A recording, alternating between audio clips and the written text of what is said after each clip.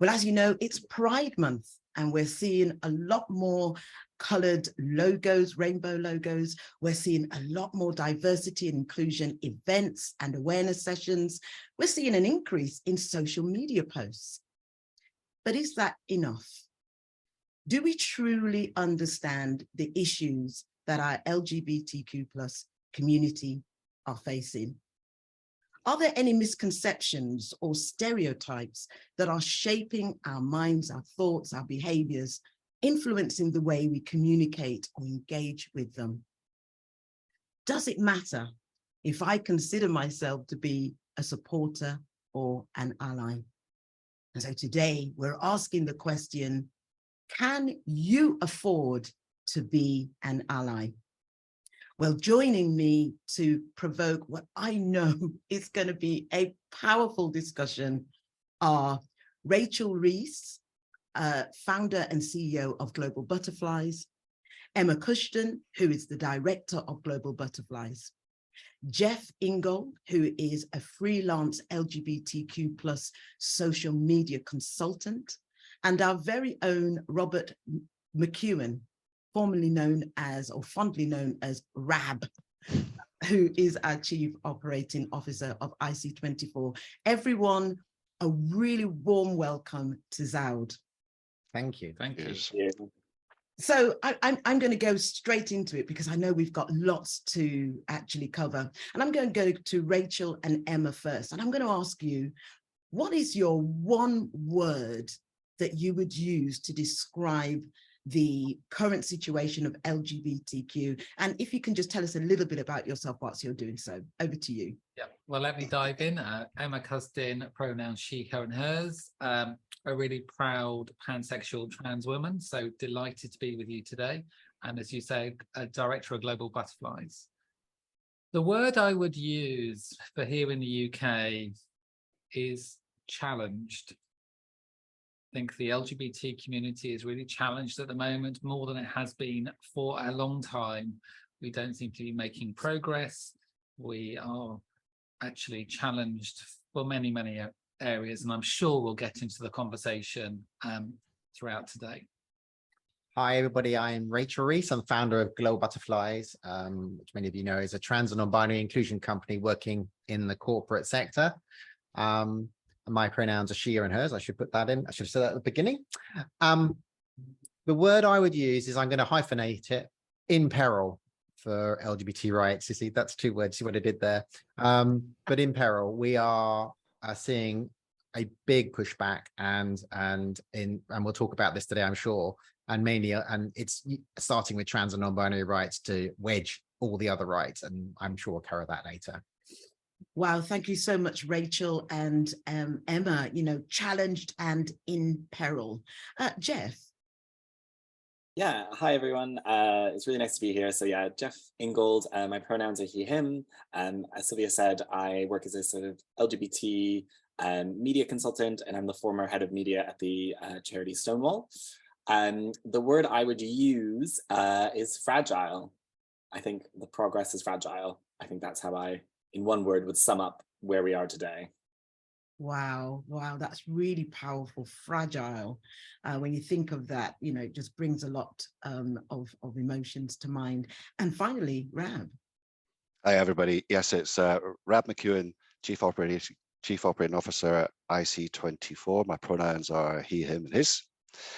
And you know, I've been really active in this space in the 90s, and I was really proud to be a researcher and a promoter of sexual health in LGBTQ issues in the 90s, largely around a research around HIV and AIDS. Since then, I've got to say, I've lapsed in terms of my social media profile and awareness, and I'd say less of an ally, more of a supporter now. Got to be said. And from what I see in the UK at the moment, I'd say, I don't want to be negative, so I'll say beautiful first is the state.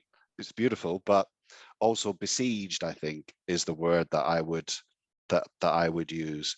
And it seems like a very targeted campaign, as Jeff so eloquently wrote in his article, driving a wedge between different sectors and communities and individuals, that disempowers all of us at the end of the day and makes us weaker.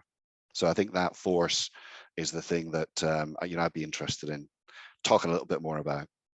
Thank you so much, Rab. So did you get those 4 words: challenged, in peril, fragile, and besieged?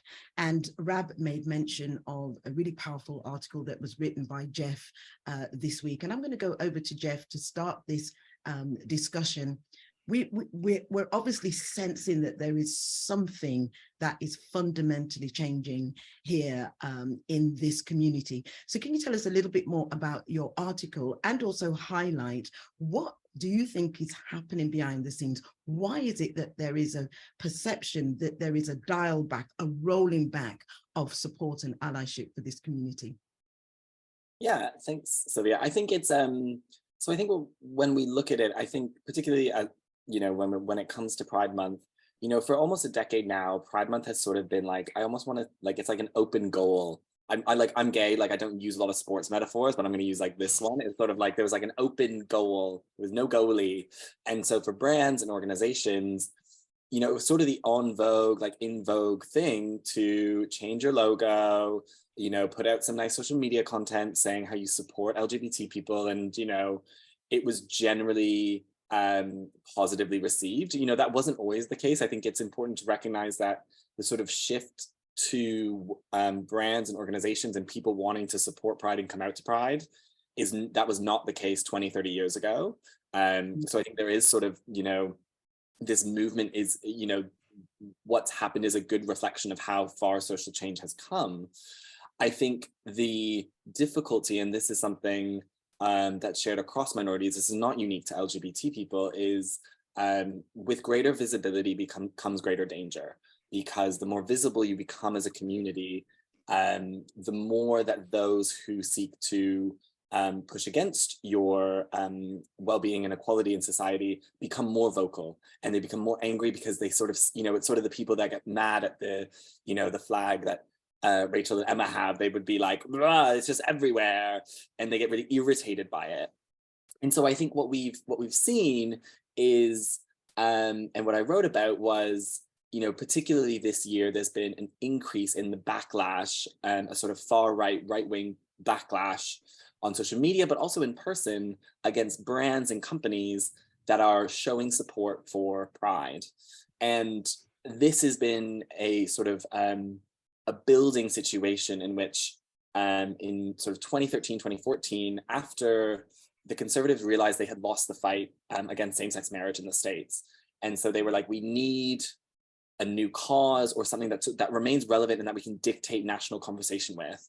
And so they sort of threw everything against, they threw the kitchen sink at, trying to figure out what message is going to stick. And what they realized is that they could sort of focus on trans people and trans issues, because it felt like they could, as they sort of say, they wanted to like separate the T from LGB. And so they've sort of been building this anti-trans sort of rhetoric that has eventually sort of crossed the pond into the UK and in other countries. And that's what we're seeing happening, is this sort of the culmination of, almost like a decades-long campaign that started out quite fringe and has now reached the mainstream. And so what we're seeing is, it's what the goal that they have said that, people like Matt Walsh and other sort of far-right leaders have said is the goal is to make Pride celebrating Pride so controversial and so toxic that brands don't want to do it. And they've said, we can't target every brand because there's too many brands celebrating Pride. But if we get one and then we get another one, they sort of see it as a domino effect. They want to make it scary for brands to support Pride. And what we've seen, unfortunately, is that a lot of the brands and organizations who've experienced that sort of targeted attack very quickly have rode back their support, deleted their posts. Target, for example, they had sort of Pride merchandise, and it got to the point where their employees were being threatened in stores. And so they've either removed the Pride collections or they've hidden them sort of in the back of the store rather than having them at the front. And so there's been this really intense backlash. And, you know, if you're a brand marketer, if you're an organization and you're seeing that happening to other brands, you're sort of thinking, is that worth, is it worth the grief?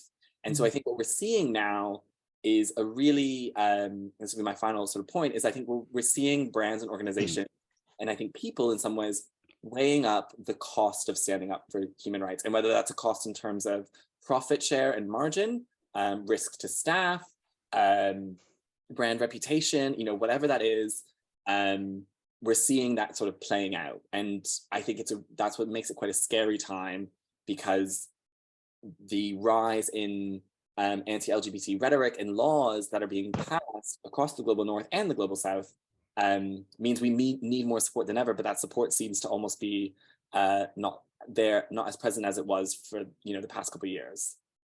Yeah, thank you so much, Rab. It's really given and setting that context. And, you know, I liked what you said at the end about the cost, because at the end of the day, you said greater visibility is greater danger. There is a cost to it, but that doesn't negate the fact that this community still has a need, that there is still a need, not just for this community, but for all of the underserved, underrepresented communities. I'm going to go over to Rachel and Emma to add their voice to this. You know, what is it that is driving this rollback in support for this community? Opportunity. A lot of the bad faith actors, I mean, a lot of politicians are using it to feed to their base. It's a great wedge issue for them. So Republicans and right-wing conservatives in the UK using this as an opportunity. Media doing what media does, especially in the UK, most of our media is right-wing. There's a revolving door between politicians. And so, of course, they're going to go where they go. A lot of the UN has said there's a lot of money flooding into Europe and to the United Kingdom from you know, extremely evangelical right organizations. The UN report said that actually this isn't really about trans rights. A lot of this is about women's rights, abortion, contraception, real handmaid's tale stuff. But the way you attack rights is to topple them in order by going to the lowest hanging fruit on the tree. That lowest hanging fruit were trans rights, because we hadn't quite got our rights. We hadn't quite established them. And the way you do that is to tackle trans rights and also turn LGB people against trans people. And we're seeing some horrendous groups formed in the UK. And if you think, you know what, it isn't really just about us, it's going to be you. And if you're fighting us, they're going to come for you. And it's repugnant that you're attacking us, because we have always been with you, and trans people are LGB. And so it's very clever that the way they're getting the LGBT grouping to break up.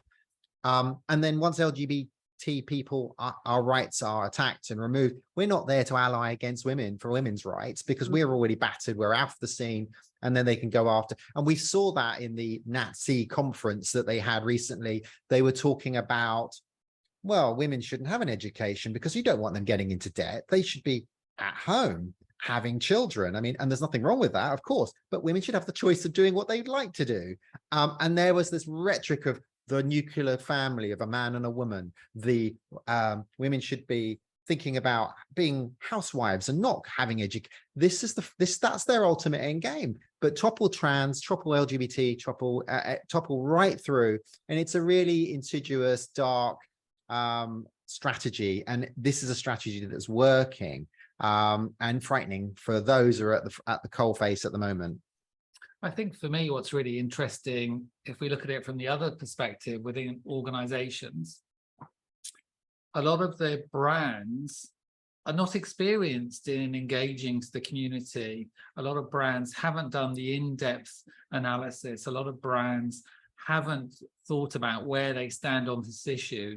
You know, we work with so many different organizations, and the knowledge levels and commitments within marketing teams is really low, I have to say. You know, it's like a surprise when they get the pile-on or they get the negativity. So, oh, wow, that's really, it's actually, let's, be allies within the organization and say, what do we really stand for? What are our values? And I think for us, one of the things that we've seen, especially over the last couple of years, is organizations, as Jeffrey said, when it was easy and we were scoring own goals, they were running into this. Now it's hard, it's difficult, it's more challenging. A lot of them have retreated from external corporate allyship into more internal allyship and doing things only internally and not willing to step outside of that, because I think, one, they haven't got the knowledge. Two, they've seen other brands and how they've turned up and wobbled. And three, it's an easier thing for them to do to control their own environment rather than actually understand as an organization they don't operate in a silo. They operate in a bigger society, bigger community. They have an impact. And for me, because it's hard, we've seen that retrenchment. Yeah, really, really powerful. And it just forms another question in my mind that I'm going to ask after, really about, you know, the power of this so-called strategy, this sabotage. I really want us to go a little bit deeper, but let me hear Rab, as an ally and supporter of this community. What are your thoughts on this? Yeah, I can see it is very much exploiting fear, and it's fear of the unfamiliar, and probably fear of the least familiar, you know, that that these campaigns and individuals trade in. And you know, we saw that in the depths of COVID with the media coverage of hormone therapy, for example, and the way that you know was used to target trans people, and that kind of, you know, exploitation and targeting of you know the most vulnerable is probably the most hideous aspect of the campaign, isn't it? But I guess, you know, what one thing that I was thinking about that might be slightly different from what colleagues have said so far is that, and certainly from an IC24 perspective, sales isn't the thing. You know, we don't have a product to sell as such. And for lots of organizations, you know, we saw some really good stuff on CCAM's the Southeast Coast Ambulance Service network supporting their LGBTQ colleagues, very high profile on their website today. For a lot of us, there isn't that fear of losing market, or you know, that it's a cash issue. One of the things I wondered about was whether or not, you know, what's been described previously as rainbow capitalism, that exploitation of, you know, LGBTQ issues and people for, you know, to gain market and competitive advantage, that just a bit of fear around that might be another factor at play here. Because people are, you know, we want to get it right. You want to present your organization in the best way possible. You don't want to seem to be exploiting anybody, really. And so I just wondered if that was a factor at play as well. And certainly, you know, we last year at Brighton Pride, we turned up, as you say, Sylvia, with a couple of cars. We had lots of merchandise that we were throwing around. It had IC24 logo on it.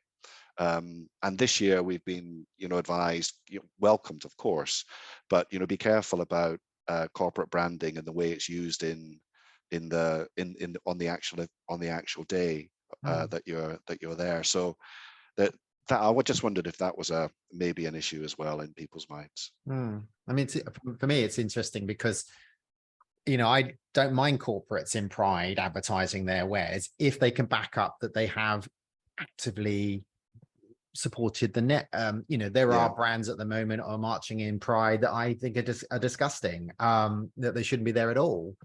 Pride is still, for me, it still is a protest, but there are brands that have put their money where their mouth is, and they're still speaking vote. You know, Wix have a right to be marching in Pride. They advocate. Lush, Body Shop, these brands talk about trans people all the time and can march in Pride with honor. But there are brands who change their logo who are actively hurting our community, and yet they still apply for diversity awards and win them and march in Pride, and yet they're actively hurting the LGBT community. And that is where it gets very, very challenging for me and for lots of trans and non-binary activists and campaigners at the moment. Thank you so much. Really, really great discussion so far. And as I've been listening, it's very clear that there has been this leveraging of the fear factor, pushing this fear factor out.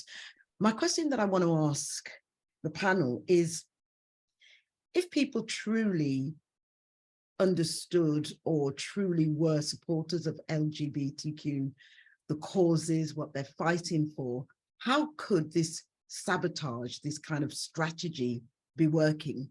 Why is it working? And I want us to probably move away from the corporates and bring it to the community.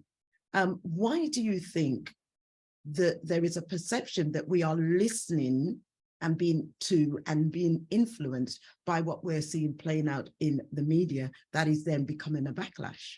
Anyone? Well, I'll just jump in because it's continuous. It's, you know, the 10,000 articles in the UK media in 2 years, all negative. The BBC being pretty hostile. Channel 4 making a documentary and platforming a well-known anti-trans campaigner. I mean, you're seeing this repeated. It's been fed to the population. You know, every year the YouGov do a poll on acceptance, and it gets a little bit lower for trans because they are being fed this stuff 24/7, 365. Everybody has an opinion on it. You know, even in MRI, go out for dinner, you know, friends will go, "Oh, I support trans people, but not in sport." You know, you have to defend yourself all the time. And so the way that that anybody that supports trans rights gets attacked. So if you're a guy on social media supporting a trans woman, you're a misogynist. If you're a brand supporting it, you get a pile-on. It's very hard for an ally to come into this space and do any supportive work because they've got a strategy to make you not an ally. And you have to really, we know in our ally training, we're always saying, you know, you're coming into this space, you need to be, you know, you need to get by your tin hat, and you need to get your mental health balance ready and your coping strategies, because this is a bloody fight and it's not fair. And when you come into it, you're going to have to be ready for it because it can be overwhelming. And so, yeah, it is that 24/7, 365 that the UK population in America, red states, etc., are being bombarded with these falsehoods, and it's a very well orchestrated and well funded strategy. So continued sustain. Go ahead. I think equally it's also about the framing of the conversation, because the framing of the conversation is fear, but also threat. You need to be fearful of something you don't understand, and the thing you're fearful of is also a threat. So the framing, especially here in the United Kingdom, of trans and non-binary people as a threat to women and children. We had it here in the UK prior to Section 28. The gay men and gay women were a threat to women and children. That actually we play into the darkest fears of people in terms of things that we're fearful that they do. And we're seeing it exactly play out right at the moment here in the UK. The same rhetoric, the same almost phraseology in the words. If I don't know trans and non-binary people, I'm fearful of this, I don't understand it, and so therefore we combine that with a threat, and then all of a sudden people start to listen because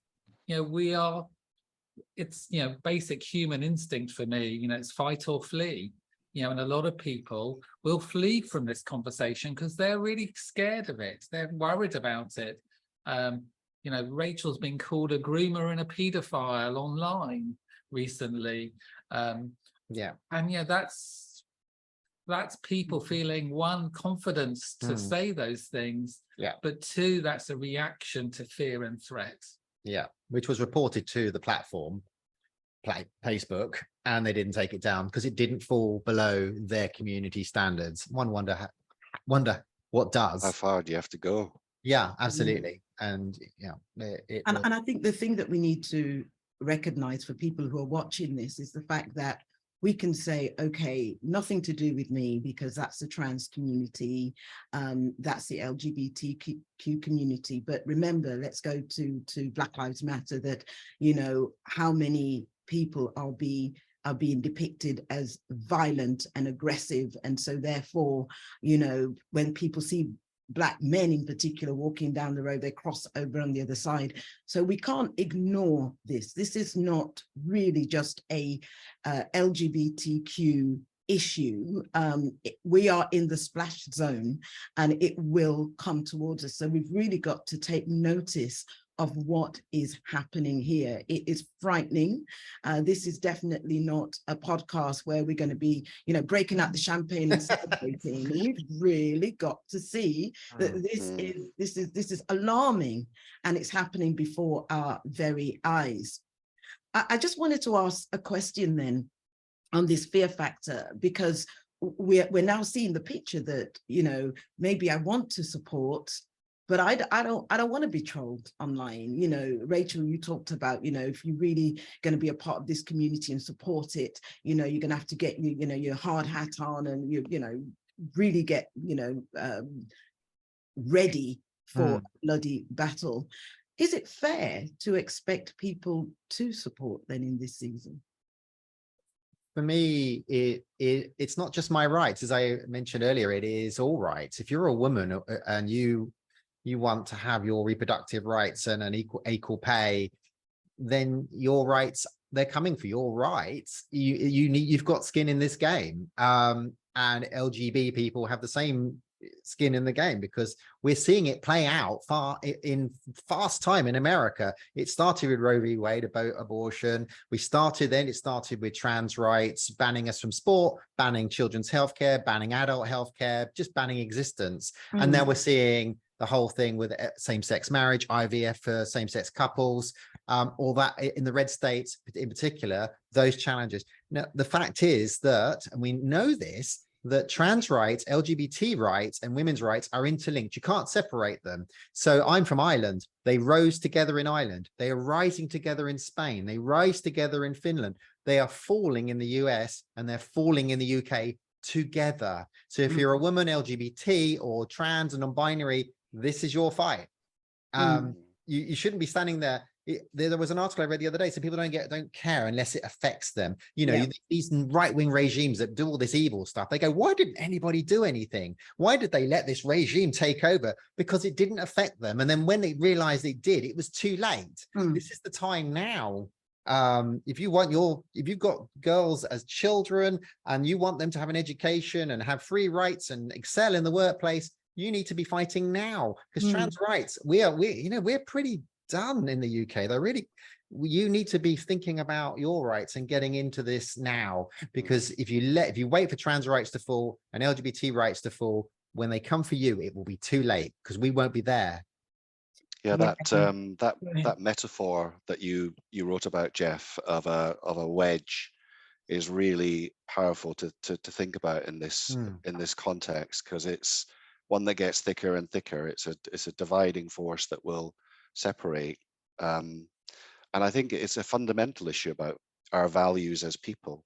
So people watching this now, I'd say, think about your values as a person, because this is about human rights, your rights as well as everybody else's rights. And the other thing that I would say is do your research.